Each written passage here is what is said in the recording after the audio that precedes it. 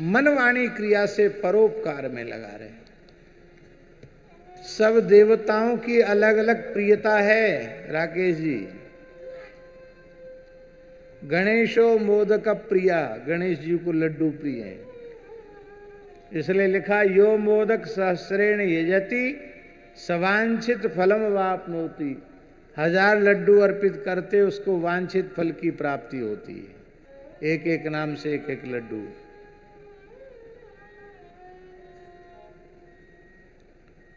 गणेशो मोदक प्रिय। सूर्य को क्या प्रिय है? नमस्कार प्रियो भानु। सूर्य को नमस्कार प्रिय से सूर्य नमस्कार की परंपरा है।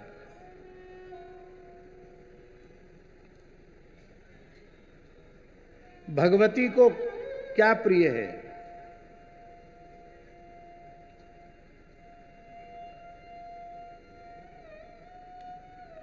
अर्चन प्रिया। भगवती अर्चन प्रिय है। पुष्पार्चन, कुंकुमार्चन, द्राक्षार्चन, जितना अधिक अर्चन होगा, मुक्तार्चन, भगवती प्रसन्न होगी। शंकर जी को क्या प्रिय है? जलधारा प्रियो शिवः। जलधारा उनको प्रिय है। भगवान को क्या प्रिय है? भगवान को क्या प्रिय है? रामकृष्ण नारायण को क्या प्रिय है? बोले उपकार प्रियो विष्णु। भगवान को उपकार प्रिय है। उपकारी व्यक्ति भगवान को बहुत अच्छा लगता है। इसलिए परोपकार किसी को दिखाने के लिए नहीं, नाम और कीर्ति बटोरने के लिए नहीं, परोपकार की वृत्ति हमारा स्वभाव बन जाना चाहिए, हमारी आदत बन जाए। हमारे द्वारा कभी किसी का अहित न हो, सभी प्राणियों का हित ही हमारे द्वारा हो। एक होता हित और एक होता है परम हित। हित है जो संसार की वस्तुओं का अभाव उसके जीवन में है और आप उस अभाव की पूर्ति कर सकते हैं, तो बिना मांगे आप उसकी पूर्ति कर दो, ये हुआ हित। और भगवान का प्रेम प्रदान कर देना, भगवान की भक्ति प्रदान कर देना, भगवत प्राप्ति करा देना, भगवत प्राप्ति के पथ पर अग्रसर कर देना, ये हो गया परम हित। इसी तरह से पूज्य सेठ श्री जयदयाल गोयनका जी, श्रद्धेय श्री स्वामी राम सुखदास जी महाराज और पूज्य श्री भाई जी महाराज, ये महापुरुष 2 भाग मानते थे सेवा के, एक सेवा और एक परम सेवा। अभी गीता संस्कार के जो छोटे छोटे बच्चों ने गीता सुनाई, अभी आपने परम सेवा की बात सुनी। परम सेवा माने कोई मरने लग जाए तो उसको गीता जी सुनाना, उसको कीर्तन सुनाना, उसके मुख में तुलसी दल गंगा जल देना, ये उसकी परम सेवा है, क्योंकि आप उसके कल्याण का चिंतन कर रहे हैं। परम सेवा। तो उपकारी व्यक्ति भगवान को प्रिय है।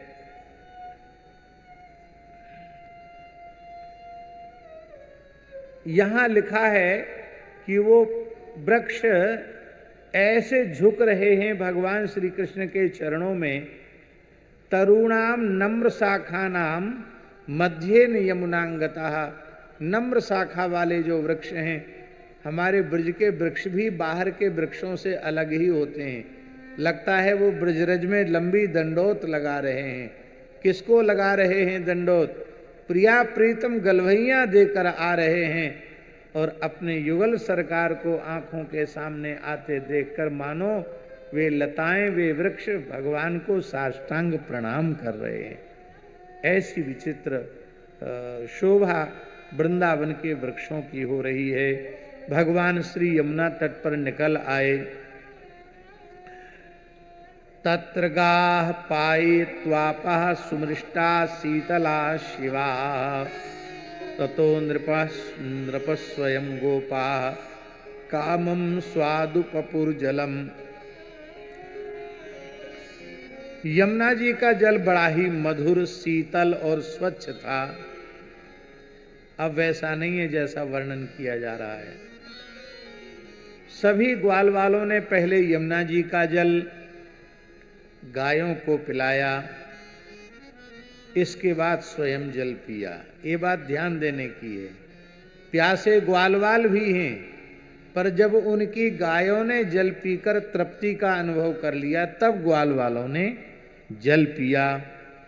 और जल पीने के बाद भगवान श्री कृष्ण बलराम ने भी जल पिया और वो यमुना जी के पुलिन में बैठ गए। एक स्वाभाविक प्रकृति है बाबा। वो स्वाभाविक प्रकृति क्या है कि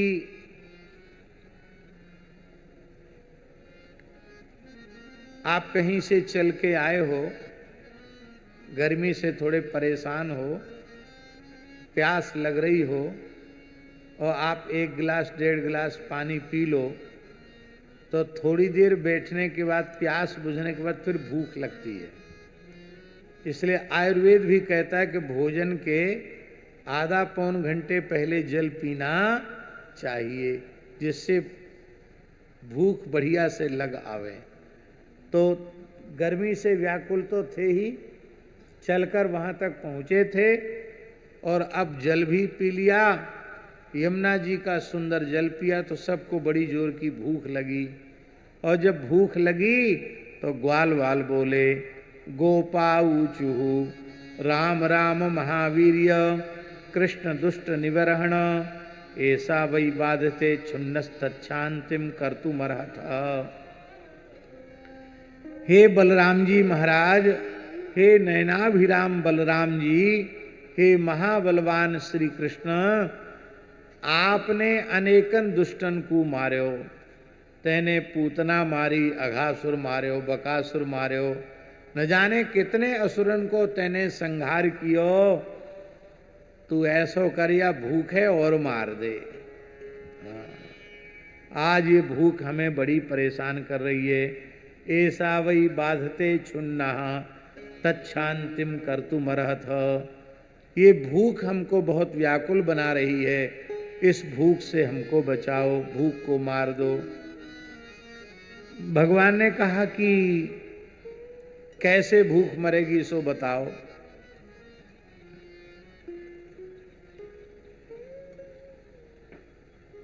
ग्वालवाल बोले, भूख बुझाए वे को उपाय हमारे हम पे हो तो हम तुमते कहते ही क्यों। यही मारे कह रहे हैं कि हम तो भूखे मारे हम बिल बिलाए रहे हैं, कहूँ ते कछु न कछु भोजन की व्यवस्था करो। और भूख जब लगती है तब पता चलता है कि उस समय अन्न का किस प्रकार से चिंतन होता है कि कुछ भी खाने को मिल जाए।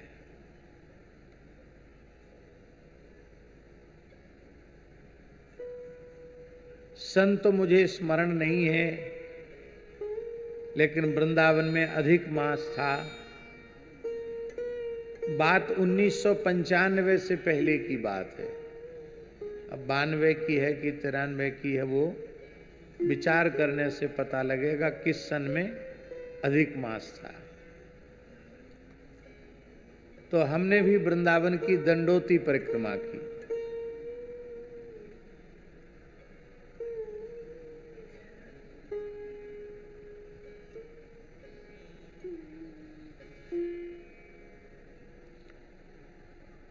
हमने दंडोती परिक्रमा की वृंदावन की। गर्मी का समय था तो रात्रि में 8-9 बजे चलते थे। उस समय पक्का रोड नहीं था, परिक्रमा में कच्चा रास्ता था और इतनी भीड़ भी नहीं होती थी परिक्रमा में, कम भीड़ होती थी। तो एक हमारे संत हैं झालावाड़ वाले त्यागी जी, उनके साथ दंडोती परिक्रमा कर रहे थे और गर्मी थी तो शाम को तो रात्रि में कुछ खाया नहीं कि दंडोती करनी पड़ेगी, और तो भूख भी ज़्यादा लगी नहीं थी। जल पी के गए, 1-2 बार जल पिया और फिर इतनी तेज भूख लगी कि हमारा तो दंडोती करना मुश्किल हो गया। हमने कहा त्यागी जी भाई हमें तो बहुत जोर की भूख लग रही है, कहीं से लाओ। रंग जी का घंटा बजा, एक, बोले महाराज रात्रि का 1 बज रहा है, 1 बजे कहाँ से लाऊं, जंगल है यहाँ। भाई मैं तो भूख से बहुत व्याकुल हूँ। तो बगल पास में राजपुर गांव है, पगडंडी, अब तो पूरी परिक्रमा में निर्माण हो गया, उसमें निर्माण नहीं था, जंगल था।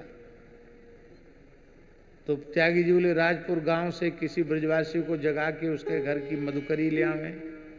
हमने कहा वैसे तो हम मधुकरी नहीं पाने में ज़्यादा वो रखते हैं, लेकिन अब भूख लग रही, ले आओ, कोई बात नहीं। जैसे ही आगे जाने का विचार सो किया, सो कुत्ता भौंकने लग गए। बोले कुत्ता तो वैसे ही चीड़ फाड़ कर देंगे।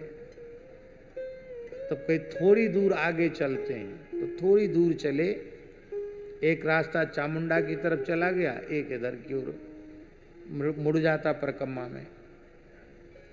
उस समय वहां कोई निर्माण नहीं था। तो हमने क्या देखा, एक पीलू के वृक्ष के नीचे एक महात्मा बैठे। अनुमान है रात्रि का 1:30 या 2 बज रहा होगा। गौर वर्ण था, कृश शरीर था, एक लंगोटी शरीर पर थी और कोई कपड़ा नहीं था, और जटाएं गोल गोल उन्होंने बांधी हुई थी, कोई तिलक स्वरूप वगैरह भी नहीं था, पर लग रहे थे कोई सिद्ध महात्मा है। उनका कभी हमने पहले वहां दर्शन भी नहीं किया, पर हमने जाकर जैसे ही उनको प्रणाम किया तो प्यास भी लगी रही थी, गर्मी थी और भूख भी लग रही थी। तो उन्होंने कहा आओ बालक भगवान जल पियो। उनका लाओ, उनके करवा में जल था। तो बोले खाली पेट जल मत पियो, भूख तुमको लग रही है और खाली पेट पानी लग जाता है, कुछ खा कर के पानी पियो। तो हम तो बहुत प्रसन्न हो गए कि भाई भूख लग रही है और कोई खाने की बात कह रहा है। तो आश्चर्यजनक घटना जयराम दास जी, उन्होंने कपड़े से खोला तो गरम गरम रोटी, हाथ का टिक्कड़ एकदम गरम, बढ़िया घी से तर, और उस पे जो है टेंटी का अचार, मिर्चा का अचार दे दिया हमको। इतना स्वादिष्ट कि मेरे मुंह में आज भी पानी आ जाता है। ऐसी न वहां कोई चूल्हा, न वहां कोई धुनी, और बिल्कुल गरम टिक्कड़। और हमारे महात्मा त्यागी जी को कहा, बोले नहीं हम नहीं खाया, उन्होंने नहीं खाया। एक टिक्कड़ मोटा हमने खाया, फिर दूसरा खाया, पेट तो भर गया, पानी पिया, बड़ा सुंदर शीतल दिव्य जल, लेकिन मन नहीं भरा, इतना स्वादिष्ट था कि पेट में जगह होती तो एक आध और खा लेते। ऐसा 2 टिक्कड़ मोटे मोटे खाए, फिर बोले देखो पेट भर गया, अब परिक्रमा मत करना, सो जाओ, यहीं लेट जाओ। तो हम भी वहीं लेट गए रज में ही, और वो संत जो त्यागी जी थे वो भी लेट गए। आश्चर्यजनक घटना घटी। 1 आध घंटे बाद सो के जब जगे तो न वहां कोई महात्मा था, न कुछ नहीं था वहां। तो हमको ऐसा लगा कि वृंदावन में सिद्ध पुरुष विराजते हैं, राधा रानी की व्यवस्था इतनी बढ़िया है कि 1:30-2 बजे रात को भी किसी को भूख लगे तो राधा रानी किसी को भूखा नहीं रखती है। तब से ऐसा विश्वास हो गया कि अपने कोई भूखा मरना चाहे तो भले ही भूखा मरे, पर हमारी करुणामयी श्री राधा रानी रात्रि को 1:30 बजे 2 बजे भी कोई भूखा बिलबिलावे तो उसको भी गरम गरम टिक्कड़ किसी न किसी संत के द्वारा भेज देगी।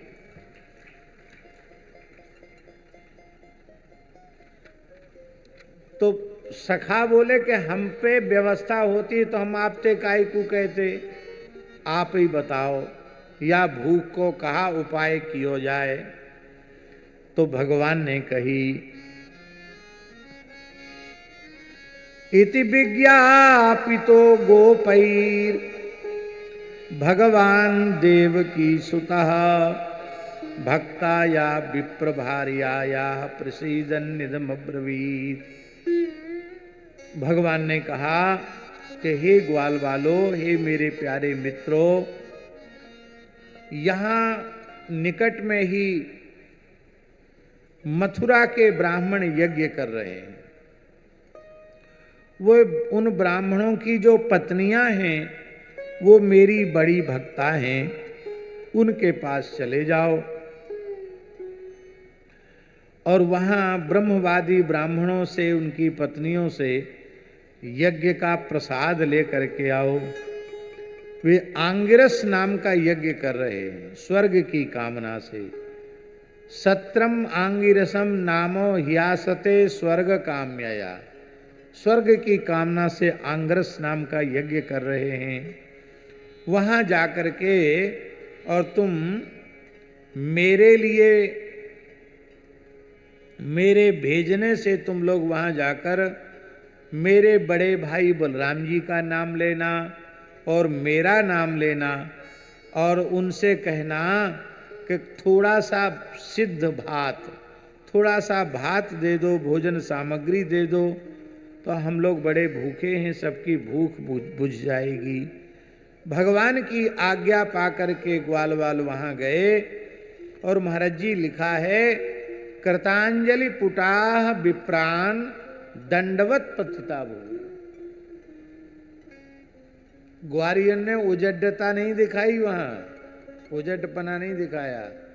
ग्वालवाल गए, हाथ जोड़े और भूमि पर लौटकर साष्टांग प्रणाम किया और हाथ जोड़कर बड़ी विनम्रता से कहा, हे भूमि देवा शृणुतो कृष्णस्यादेशकारिणः प्राप्तान् जानीत भद्रम्बो गोपान्नो रामचोदितान्।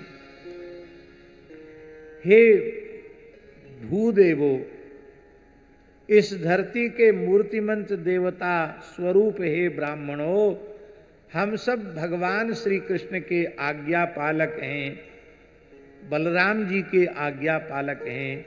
भगवान कृष्ण बलराम की प्रेरणा से आप सब ब्राह्मणों के चरणों में हम आए हैं और हमारा आना सब प्रयोजन है। हम प्रयोजन के लिए पूर्ति के लिए आए हैं।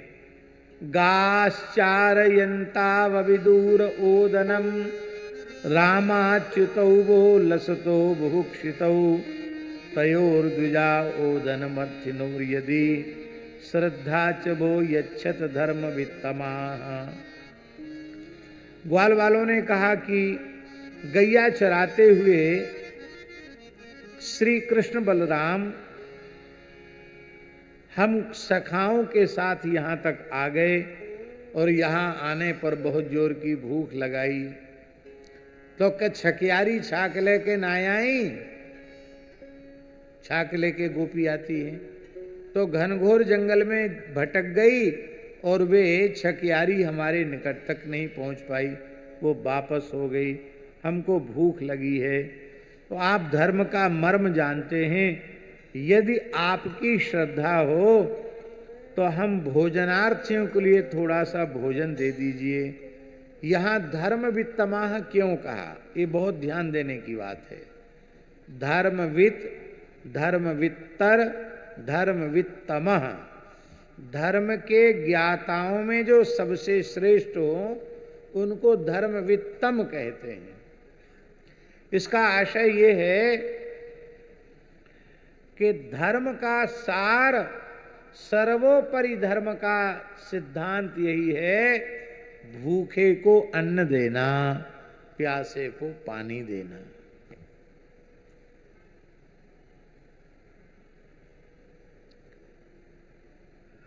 संसार की कोई वस्तु आप दे दो तृप्ति नहीं होगी, पर भूखे को अन्न देने से तृप्ति हो जाती है।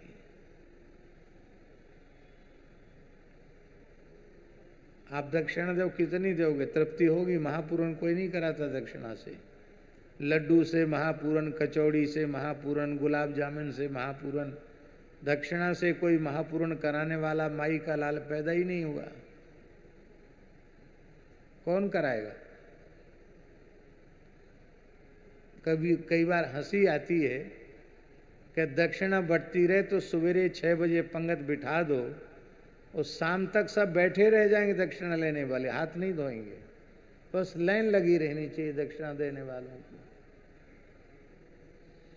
पर अन्न ऐसा है कि अमीर हो गरीब हो कैसा भी व्यक्ति हो, तृप्त होकर जब भोजन कर लेता है तो कहता बस अब तृप्त हो गए, पूर्ण हो गए, अब हमें कुछ नहीं चाहिए। तो अन्न तृप्ति कारक है। अन्न देने वाले को प्राणदाता माना गया। अन्नदः प्राणदः प्रोक्ता, अन्न देने वाला प्राणदाता है।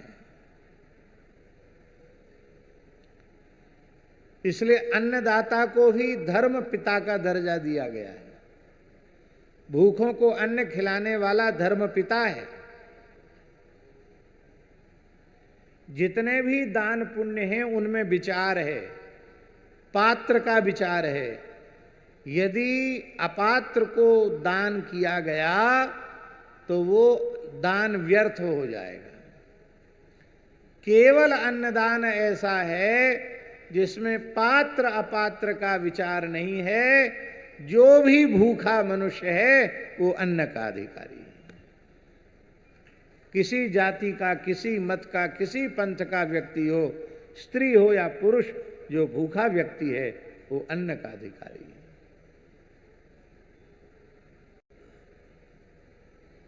संत मलुकदास जी ने तो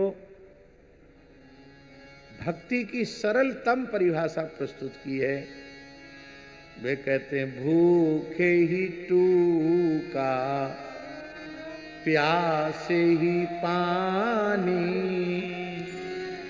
यह भगति हरि के मन मानी, यह भगति हरि के मन मानी। एक जगह कहते हैं मलुकदास जी, 3 लोक में सार है, टुकड़ा अरु पानी, कह मलूक ते तर गए, जिन यह मति ठानी। सेवा का व्रत जिसने ले लिया वे भव सागर से पार उतर गए। हमने कितने लोगों को देखा, अपने एक बेंगलोर के सज्जन हैं बजाज जी, उनकी फैक्ट्री में जितने काम करने वाले सबको निःशुल्क उत्तम से उत्तम भोजन। और ऐसा नहीं, बिल्कुल जगन्नाथ जी विराजे हैं, बड़ी पवित्रता से सुंदर प्रसाद बनता है, भोग लगता है और सबको भरपेट खिलाया जाता है। और केवल कर्मचारियों को नहीं निःशुल्क भोजन है, उस संस्था में कोई व्यापारी आओ, कोई व्यक्ति चले आओ, सबको भोजन है। और जब से उन्होंने भोजन का काम शुरू किया तब से भगवत कृपा से अन्नदान की महिमा से काम बहुत आगे बढ़ गया। बनारस में नारायण जी जानते हैं, जालन जी के यहाँ चाहे जितने लोग आ जाएं सबको भोजन की व्यवस्था है। और इस अन्नदान की महिमा से ही काम आगे बढ़ा है। अपने श्री जड़खोर गोधाम में लगभग 600 कर्मचारी हैं और सबको बाल भोग, सबको राजभोग, सबको ब्यारू है। एक पैसा शुल्क नहीं है, और दर्शन करने के लिए आने जाने वाले अतिथि अभ्यागत उनको भी सबको प्रसाद की व्यवस्था है। और यह प्रयास किया जाता है कि वो प्रसाद की व्यवस्था गौ सेवा के द्रव्य से न हो, इधर उधर से जुटा करके हो।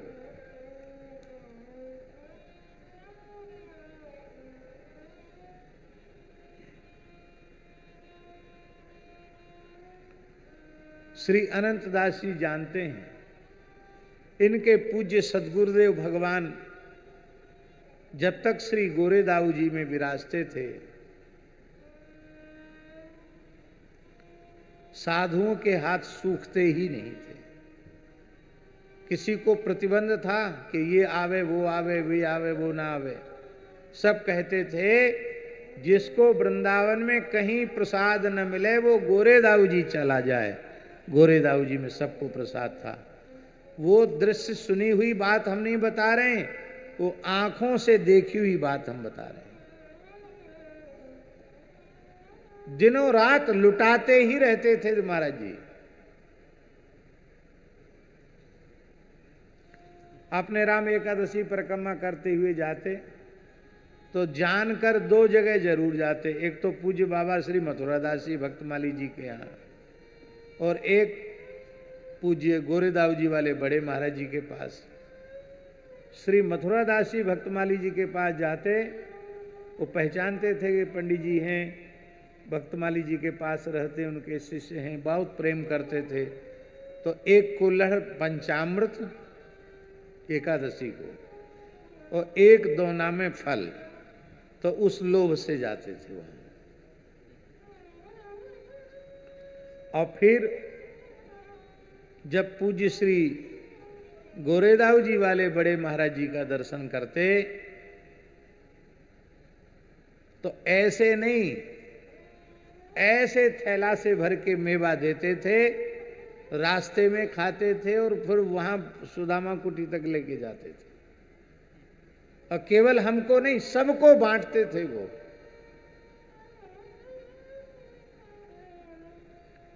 जिस कमरे में महाराज जी का आसन रहता था उसमें आधी जगह तो प्रसाद में घिरी रहती थी। ऐसा है कि नहीं?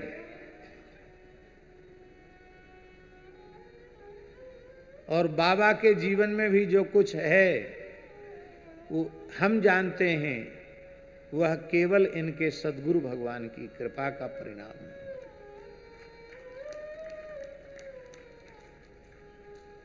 उन्होंने फकीरी सिखा दी,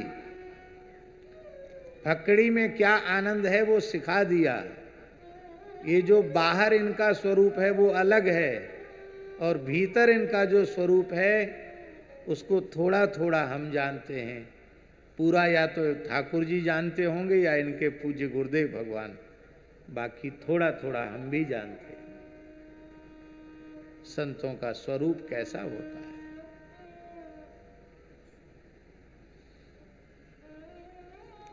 इसलिए यदि सामर्थ्य है तो अन्नदान पर खूब जोर देना चाहिए। बहुत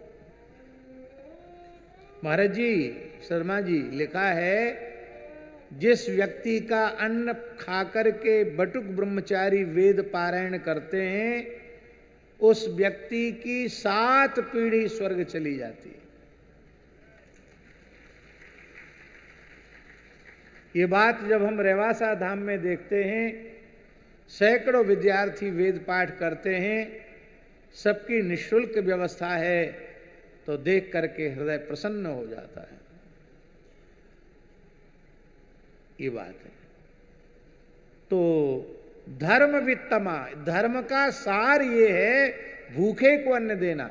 महाराज जी सारा धर्म कर्म एक तरफ और भूखे को अन्न देना एक तरफ। आप धर्म कर्म बहुत करते हो और भूख के मारे आपके सामने कोई बिलबिला रहा है और आपके मन में दया नहीं आती है, तो आपकी पूजा पाठ का क्या अर्थ निकला?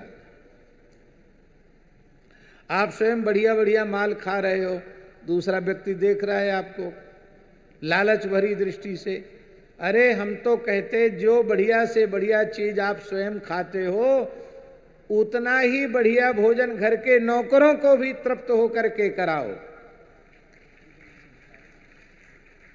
ये नहीं कि बचा खुचा तुमको मिलेगा, सवेरे का दोपहर में, दोपहर का शाम को, रात का बचा हुआ सवेरे।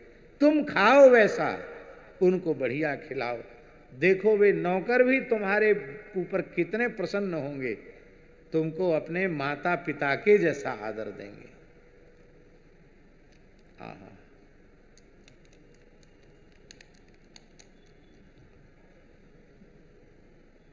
मुसलमान फकीर आया मलुकदास जी के पास, वह उनके चरित्र में आता है। बोला बाबा हमको कुछ उपदेश दीजिए। बाबा बोले जो भूखे को अन्न खवावे, जो भूखे को अन्न खवावे, सो खिताब साहिब का पावे, सो खिताब साहिब का पावे। जो प्यासे को देवे पानी, जो प्यासे को देवे पानी, बड़ी बंदगी मोहम्मद मानी, बड़ी बंदगी मोहम्मद मानी। मोहम्मद साहिब, तुम जिस मत को मानते हो तुम्हारे पैगंबर का भी मत यही है, भूखों को अन्न दो, प्यासों को जल पिलाओ।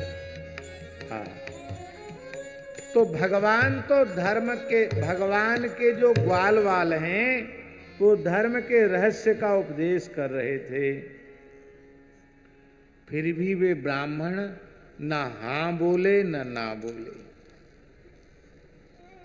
कुछ बोले?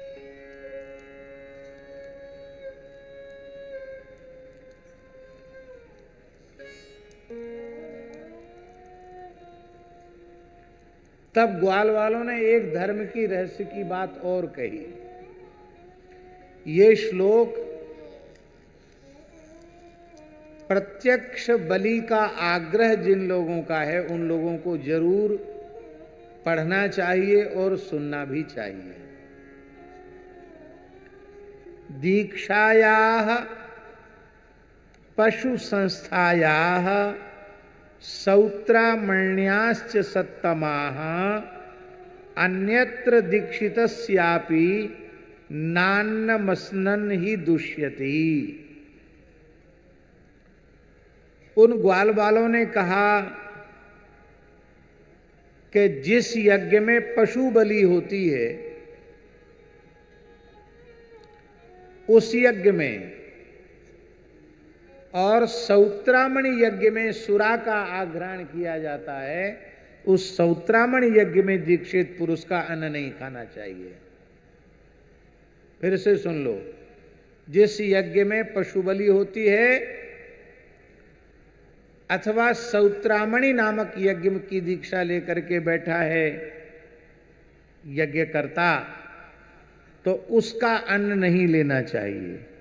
लेकिन इसके अतिरिक्त अन्य किसी भी समय किसी भी यज्ञ में दीक्षित पुरुष का अन्न खाने में कोई दोष नहीं है। इसलिए आपका कोई कर्मकांड की विधि भी दूषित नहीं होने वाली है। आप हमें अन्न अवश्य दें। लेकिन भगवान का संदेश ये ग्वालवाल अपने मुंह से सुना रहे हैं, भगवान याचना कर रहे हैं, ये सुनकर भी ब्राह्मणों ने उनकी बातों पर ध्यान नहीं दिया। इति ते भगवद्यांचाम शृण्वन्तोपि न शुश्रुवुः क्षुद्रा सा भूरि करिमाणो बालिसा वृद्ध मानिनः। जब उन्होंने नहीं सुना तो सुखदेव जी ने 2-4 खरी खोटी सुना दी उनको, ब्राह्मणों को। हाँ, यहां सुखदेव जी महाराज कह रहे हैं, जब सुनते हुए भी ग्वाल वालों की बात उन ब्राह्मणों ने नहीं सुनी, तो सुखदेव जी कहते क्यों नहीं सुनी? बोले क्षुद्रासा।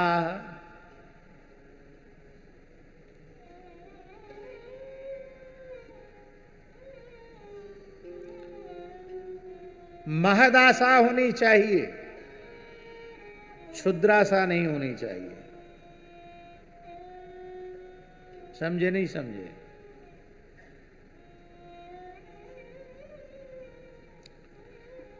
क्षुद्र आशा नहीं होनी चाहिए, महान आशा होनी चाहिए।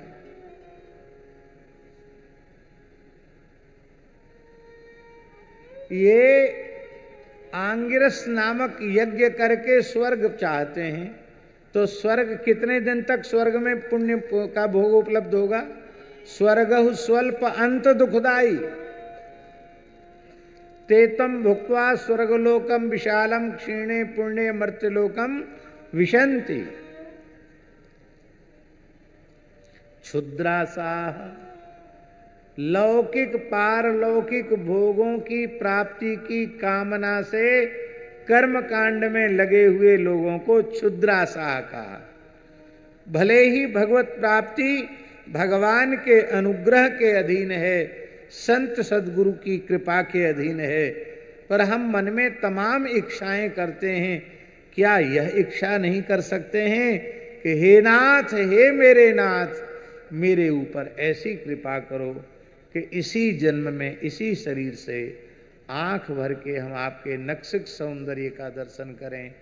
आप अपनी चंदन चर्चित आजान लंबित भुजाओं में भरकर हमको अपने वक्षस्थल से लगा लें।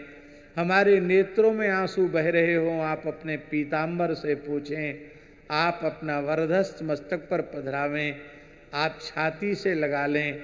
आप बड़े स्नेह से हमारे कपोल पर स्नेहांकन करें, चुंबन करें और कहें, अरे भाई क्यों रो रहे हो, अब तुम मेरे हो, अब घबराओ मत, तुम तो मेरे ही हो। हैं? ऐसा हम सोचें, ऐसी आशा हम करें तो क्या अनुचित है? पूरा होना न पूरा होना भगवान के हाथ में है, लेकिन हम तमाम इच्छाएं करते हैं और उन इच्छाओं से चित्त मलिन ही होता है। और मान लो इच्छाओं की पूर्ति हो गई तो हमारा क्या भला हो गया, पर इस इच्छा से चित्त निर्मल होता है और इसकी पूर्ति में तो फिर जीव का आवागमन का चक्र ही छूट जाता है। इसलिए क्षुद्र आशा नहीं रखनी चाहिए, बड़ी बड़ी सुंदर इच्छाएं रखनी चाहिए।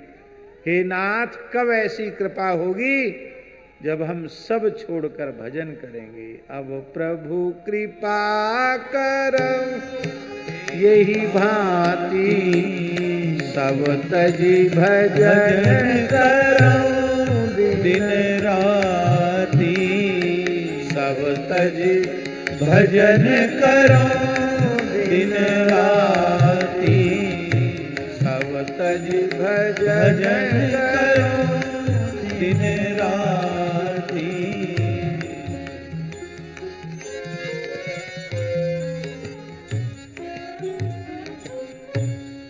जय जय श्री राधे। तो भगवान से प्रार्थना करनी चाहिए। हमारे मन में आ गया है तो हम लोग भी छोटी आशा नहीं रखनी चाहिए, बड़ी आशा रखनी चाहिए। क्षुद्राशा न रखकर महदाशा रखनी चाहिए।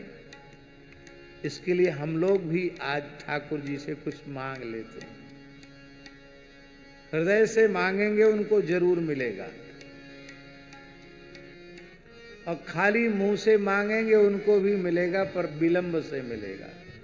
हृदय से मांगेंगे तो जल्दी मिल जाएगा।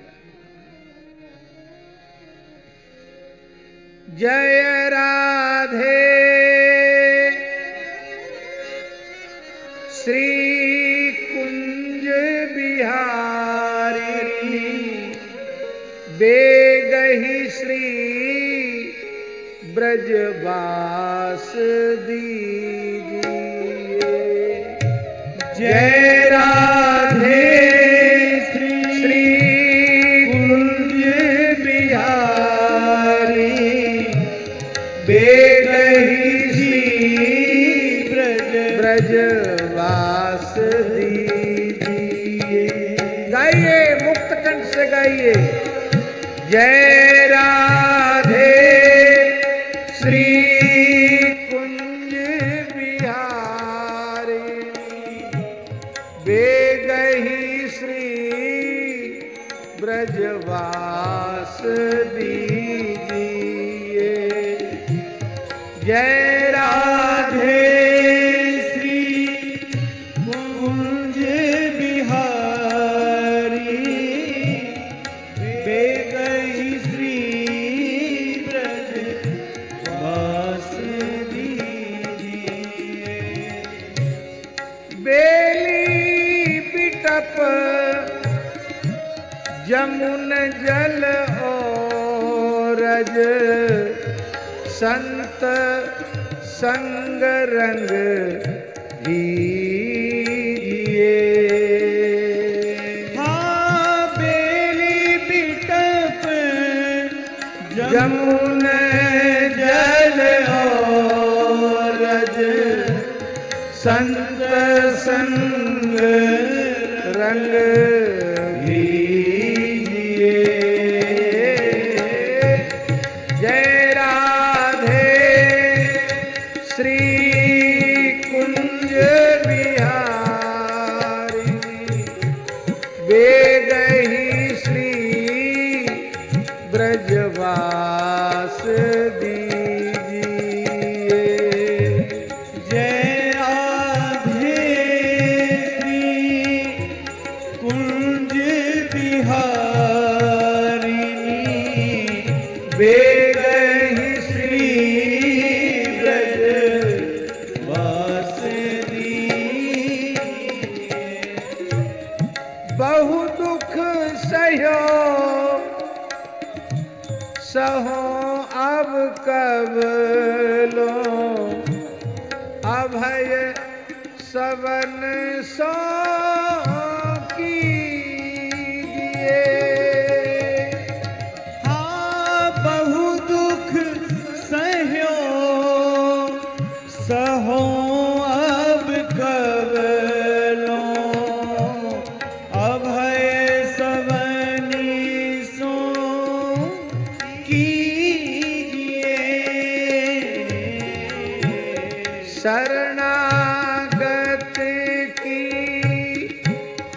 लाज आपको कृपा करो तो जीजिए।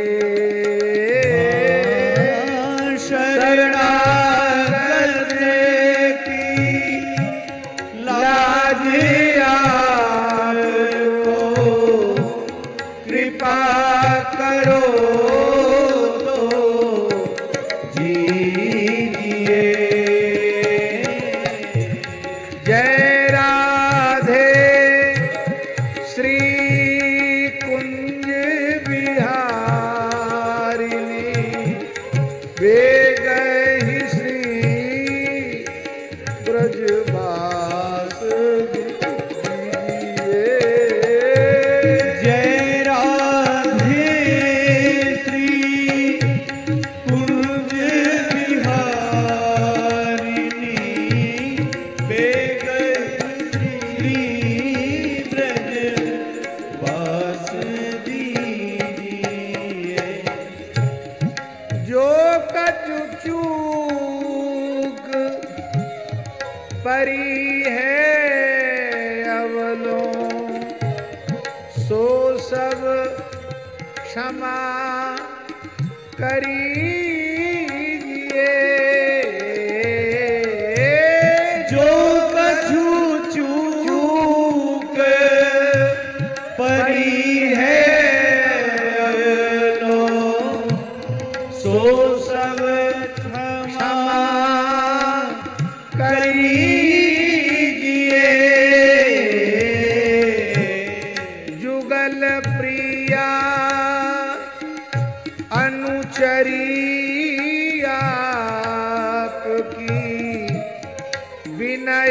श्रवण सुनी लीजिए।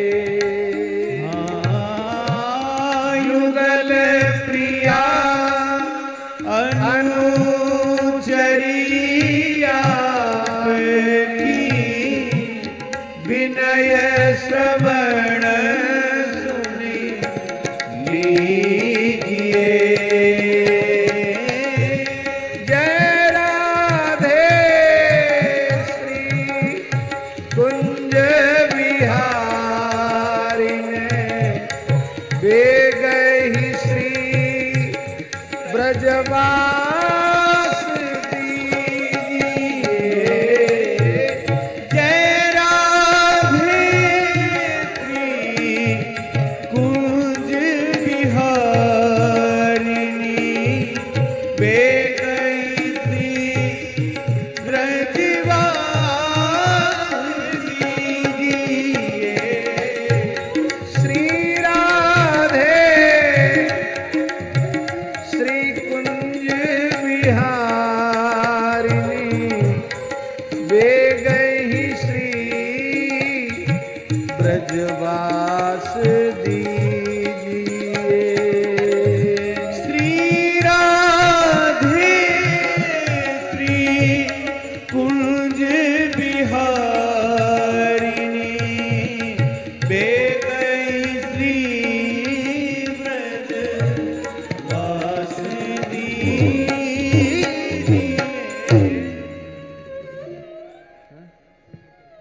जय जय श्री राधे।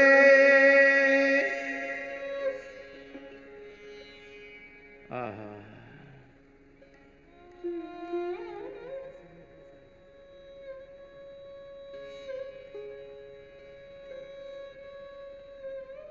बोले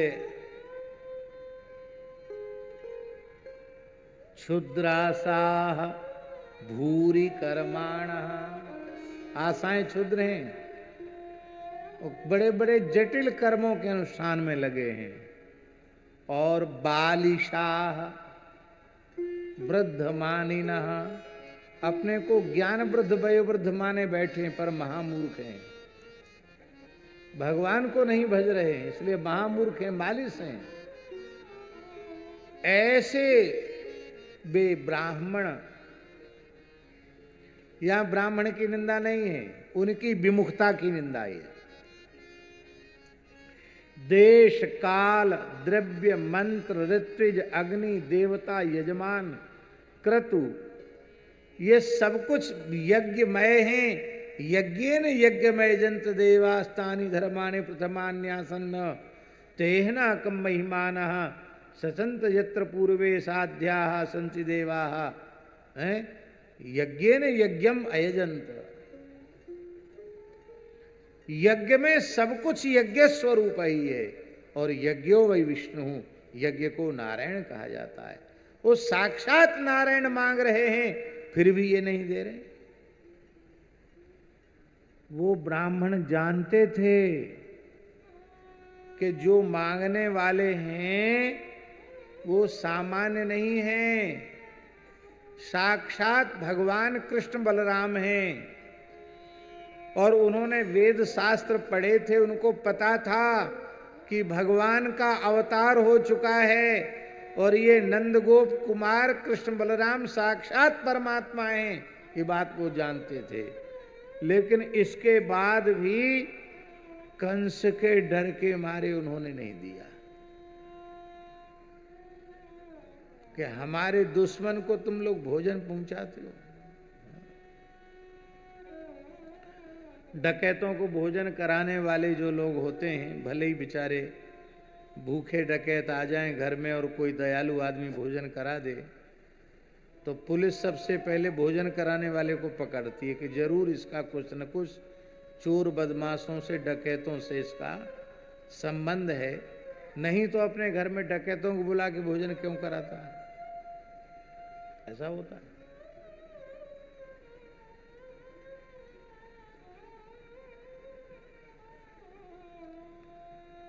आपकी देने की इच्छा नहीं है, लोभ लालच ज्यादा बढ़ा हुआ है, तो आप दो टूक शब्दों में मना कर दो मांगने वाले को, भाई समय खराब मत करो, मैं दे नहीं सकता, मेरा देने की आदत नहीं है, और तुम जाओ।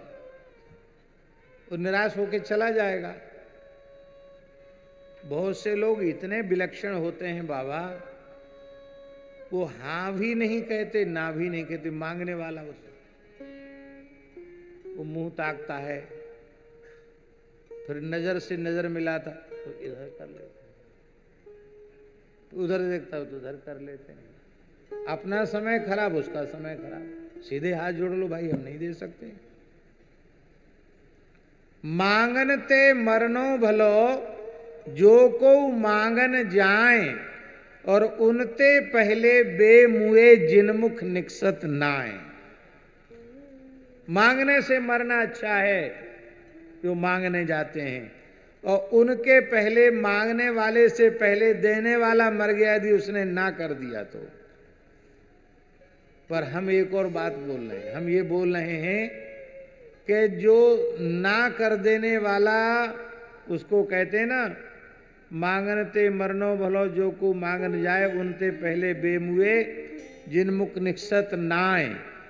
उनसे भी बुरे बे लोग हैं जो ना हाँ करते ना करते।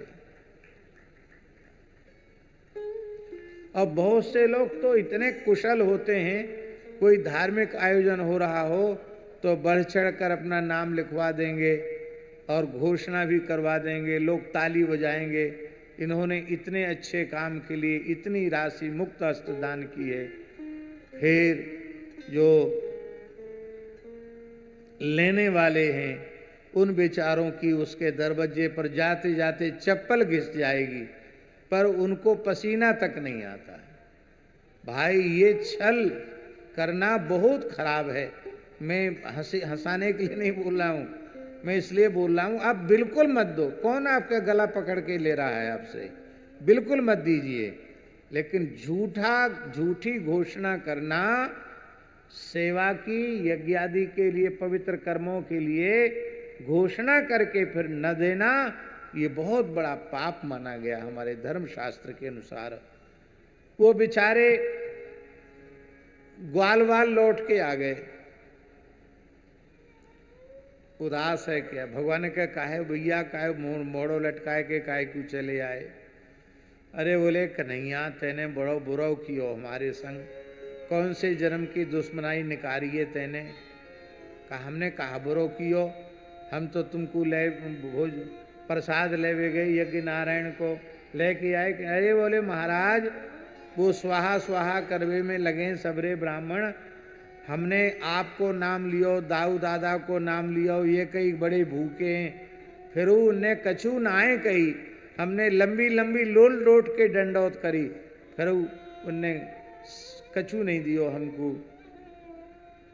भगवान बोले कोई बात नहीं, वो कर्म के जाल में उनकी बुद्धि फंसी हुई थी, इसलिए उन्होंने तुम्हारी बात पर ध्यान नहीं दिया। कोई बात नहीं, तुम फिर से जाओ। अब तो हम नहीं जाएंगे, लेकिन अब जाओ। तुमने गलती ये की कि तुमने ब्राह्मणों से मांगा।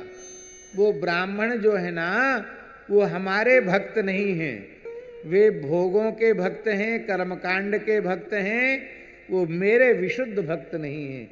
मेरी विशुद्ध भक्ता तो उन ब्राह्मणों की पत्नियां हैं, इसलिए ब्राह्मण पत्नियों के पास जाओ, और वे ब्राह्मण पत्नियां, उनको जैसे ही कहोगे, वे यज्ञ पत्नियां सुंदर भक्ष्य भोज्य लेहिए चोष्य व्यंजन लेकर के जरूर आवेंगी। अब यहाँ प्रश्न है, ब्राह्मण इतने बड़े विद्वान, वो भक्त नहीं है, और ये ब्राह्मणी बिना पढ़ी लिखी भक्त कैसे हो गई? एक ही बात है, ब्राह्मण त्रिकाल संध्या करते हैं, ध्यान दें मयंक जी, पंच महायज्ञ करते हैं, त्रिकाल संध्या करते हैं, अग्निहोत्र करते हैं, प्रातः काल जगने से सोने तक, सोने से जगने तक पूरा उनका वैदिक जीवन है, लेकिन कथा सुनने की फुर्सत उनको नहीं है, नाम जप करने की फुर्सत उनको नहीं है, कीर्तन करने की फुर्सत नहीं है। इसलिए सब कुछ करने के बाद भी उनमें भक्ति प्रकट नहीं हुई, भोगों के प्रति आकर्षण समाप्त नहीं हुआ, भोगों का आकर्षण बना रहा। और वो ब्राह्मणियां कुछ नहीं करती हैं, नासाम जुजात संस्कारो न निवासो गुरावपी न तपो नात्म मीमांसा, लेकिन इसके बाद भी उनमें भक्ति प्रकट हो गई, क्योंकि वे रोज कथा सुनती हैं। जो मालिनी वृंदावन फल फूल लेने के लिए जाती हैं और वो मथुरा में ब्राह्मणियों के यहाँ आकर बेचती हैं, तो ब्राह्मणी पूछती हैं आज ठाकुर जी ने कौन सी लीला करी, तो सब सुनाती हैं। वो रोज लीला श्रवण करती हैं, इसलिए भक्ति प्रकट हो गई। इसका तात्पर्य है कि यदि आप अपने जीवन में भगवान के प्रति प्रेम प्रकट करना चाहते हो, भगवान की भक्ति प्राप्त करना चाहते हो, तो प्रतिदिन कथा सुनो, निरंतर कथा सुनो। आपका जीवन बदले बिना रहेगा नहीं। यदि हमारी बात अनुचित हो तो आप हमको टोक सकते हैं। अच्छा एक बात बताओ, वैसे हमने आज तक कभी किसी कथा में ये बात कही नहीं, आज पहली बार कह रहे हैं। आप लोगों में से कितने ऐसे लोग हैं जिनके जीवन में कथा सुनकर परिवर्तन आया है? वो अपना हाथ खड़ा कर दें। लो साहब, एक भी आदमी नहीं जिसने हाथ नीचा कर रखो, सबने हाथ खड़े कर दिए। बोलो, आप लोग झूठ तो बोलेंगे नहीं, हमें विश्वास है। हाँ, सत्संग करने वाले को कहीं जाने की जरूरत नहीं है। वो कथा श्रवण करने वाला जहां है, जिस वर्ण का है, जिस आश्रम में है, जिस अवस्था में है, जिस व्यवस्था में है, वहीं रहकर अपना पूरा कल्याण कर सकता है। इसलिए भाई, धर्म कर्म का आचरण करो, अवश्य करो, संध्योपासन आदि भी करो, लेकिन कथा जरूर सुनो, कीर्तन जरूर करो, नाम जप अवश्य करो। इसके बिना मनुष्य के जीवन में परिवर्तन आता नहीं है। संसार के प्रति, भोगों के प्रति आकर्षण मिटता नहीं है, शरीर संसार से वैराग्य नहीं होता, और भगवान के चरणों में प्रेम नहीं होता, अनुराग नहीं होता। महाराज जी जैसे ही ब्राह्मणियों ने सुना, वो तो सोने के थालों में, चांदी के थालों में भर भर करके सुंदर पकवान मिष्ठान्न ले चली।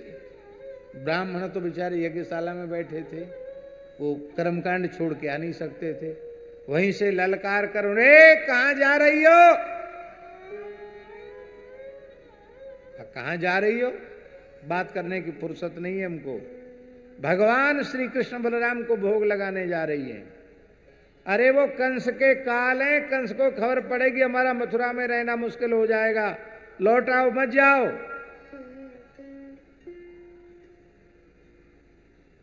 लेकिन उन्होंने सुना नहीं। तब ब्राह्मणों ने क्रोध में कहा, जा रही हो तो जाओ, लौट के मत आना।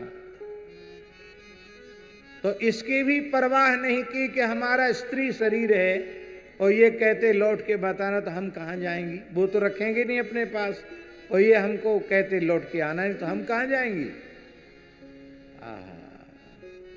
भैया, संसार में प्रेम नहीं है, पर वैषयिक प्रेम किसी को हो जाता है तो वो परवाह नहीं करता, कुछ सोचता विचारता नहीं है। प्रेम के लिए सब कुछ लुटाने के लिए, नौछावर करने के लिए तैयार हो जाता है। फिर जिसके हृदय में शुद्ध सच्चिदानंद घन भगवान के प्रति प्रेम प्रकट हो जाए, क्या कहना उसके लिए।